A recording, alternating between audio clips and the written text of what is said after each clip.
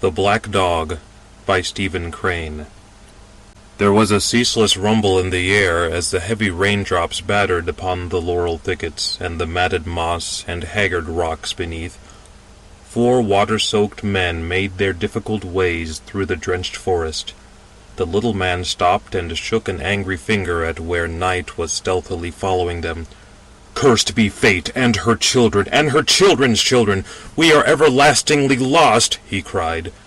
The panting procession halted under some dripping, drooping hemlocks, and swore in wrathful astonishment.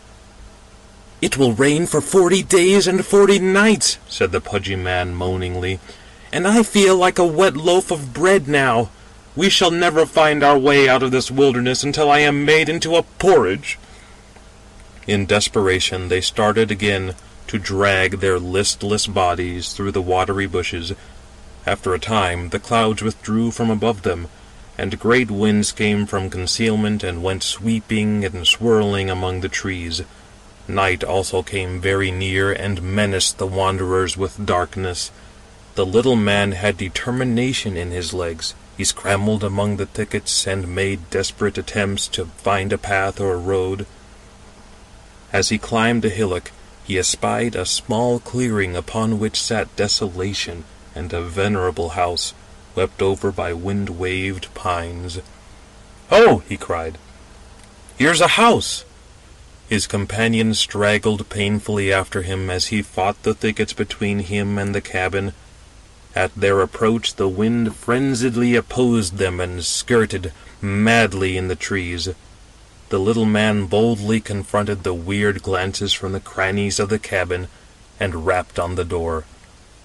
A score of timbers answered with groans, and within something fell to the floor with a clang. "Oh!" said the little man. He stepped back a few paces. Somebody in a distant part started and walked across the floor toward the door with an ominous step. A slate-colored man appeared. He was dressed in a ragged shirt and trousers, the latter stuffed into his boots. Large tears were falling from his eyes. "How do you do, my friend?" said the little man affably. "My old uncle, Jim Crocker, he's sick to death," replied the slate-colored man. "Oh," said the little man, "is that so?"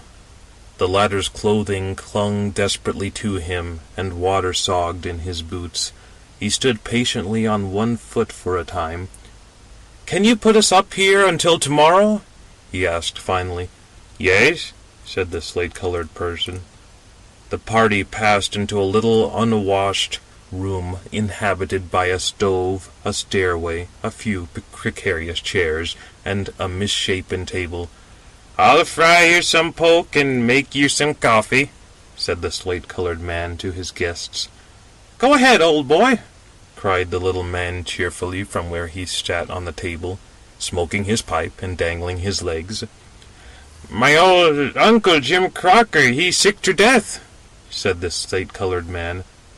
"Think he'll die?" asked the pudgy man gently. "No." "No?"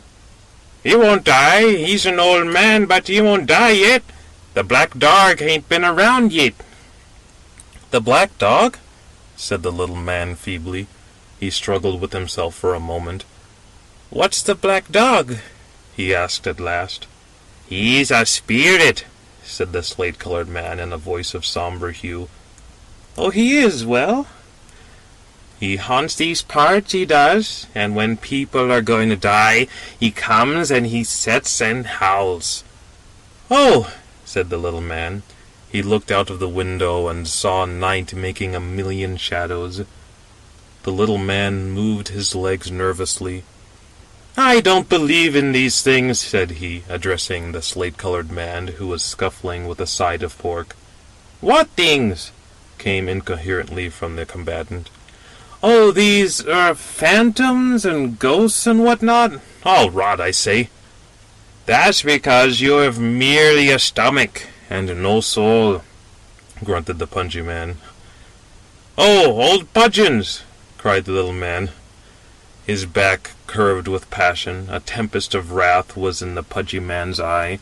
The final epithet used by the little man was a carefully studied insult, always brought forth at a crisis. They quarreled. "All right, Pudgeons, bring on your phantom," cried the little man in conclusion. His stout companion's wrath was too huge for words. The little man smiled triumphantly. He had staked his opponent's reputation. The visitors sat silent. The slate-colored man moved about in a small personal atmosphere of gloom. Suddenly, a strange cry came to their ears from somewhere. It was a low, trembling call which made the little man quake privately in his shoes. The slate-colored man bounded at the stairway and disappeared with a flash of legs through a hole in the ceiling. The party below heard two voices in conversation, one belonging to the slate-colored man, and the other in the quavering tones of age. Directly, the slate-colored man reappeared from above and said, "The old man is took bad for his supper." He hurried, prepared a mixture with hot water, salt, and beef tea it might be called. He disappeared again. Once more the party below heard, vaguely talking over their heads. The voice of age arose to a shriek. "Open the window, fool! Do you think I can live in the smell of your soup?" Mutterings by the slate-colored man and the creaking of the window were heard. The slate-colored man stumbled down the stairs, and said with intense gloom, "The black dog'll be along soon." The little man started, and the pudgy man sneered at him. They ate a supper, and then sat waiting. The pudgy man listened so palpably that the little man wished to kill him. The wood fire became excited and sputtered frantically. Without, 1,000 spirits of the wind had become entangled in the pine branches and were slowly pleading to be loosened. The slate-colored man tiptoed across the room and lit a timid candle. The men sat waiting. The phantom dog lay cuddled to a round bundle, asleep down the roadway against the windward side of an old shanty.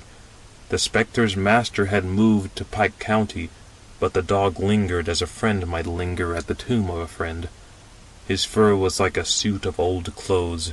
His jowls hung and flopped, exposing his teeth. Yellow famine was in his eyes. The wind-rocked shanty groaned and muttered, but the dog slept. Suddenly, however, he got up and shambled to the roadway.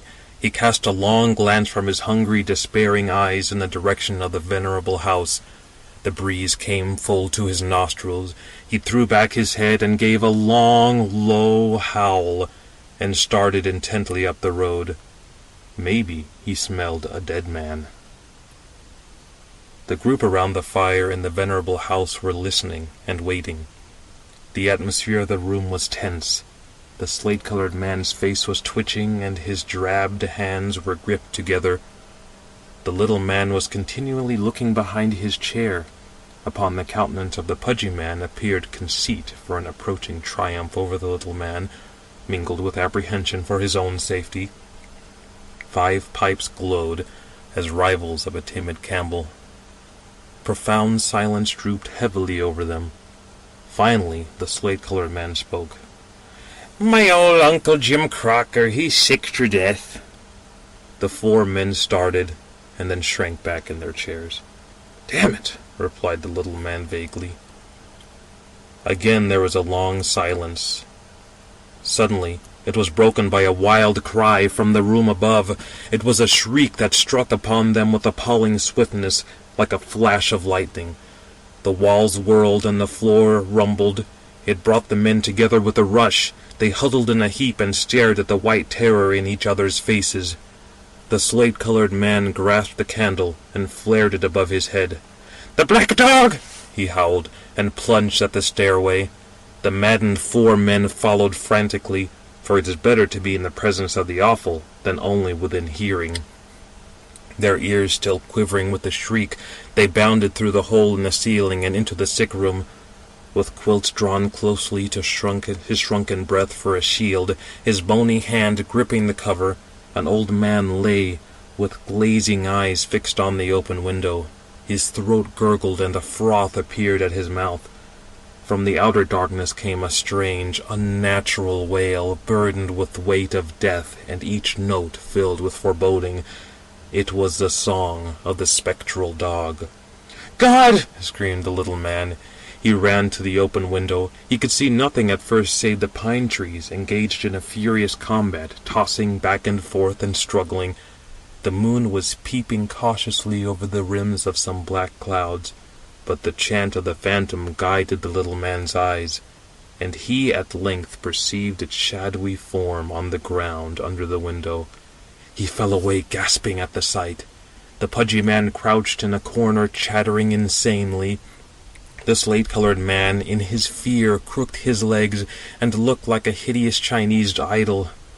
The man upon the bed was turned to stone, save the froth which pulsated. In the final struggle, terror will fight the inevitable. The little man roared maniacal curses, and, rushing again to the window, began to throw various articles at the spectre. A mug, a plate, a knife, a fork, all crashed or clanged on the ground, but the song of the spectre continued. The bowl of beef tea followed. As it struck the ground, the phantom ceased its cry.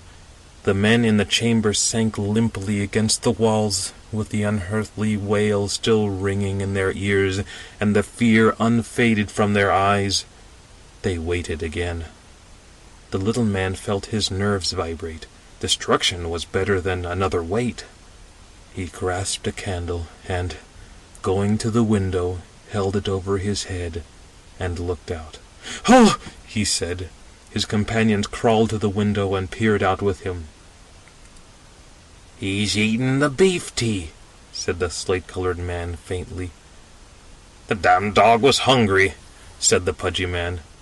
"There's your phantom," said the little man to the pudgy man. On the bed, the old man lay dead. Without, the spectre was wagging its tail. The end of The Black Dog.